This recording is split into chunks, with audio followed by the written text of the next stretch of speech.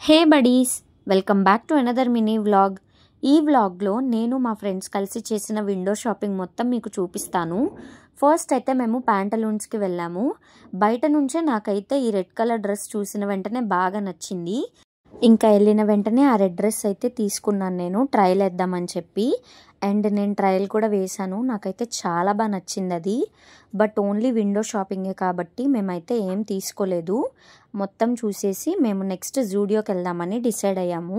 By walk వెళ్దామని అనుకున్నాము. అది దగ్గర అనుకున్నాము, బట్ అది చాలా దూరంగా ఉంది. ఇంకా ఫైనల్గా మేమైతే జూడియో దగ్గరికి వచ్చేసాము. వెళ్ళిన వెంటనే మేమైతే లిప్స్టిక్స్ దగ్గరికి వెళ్ళాము.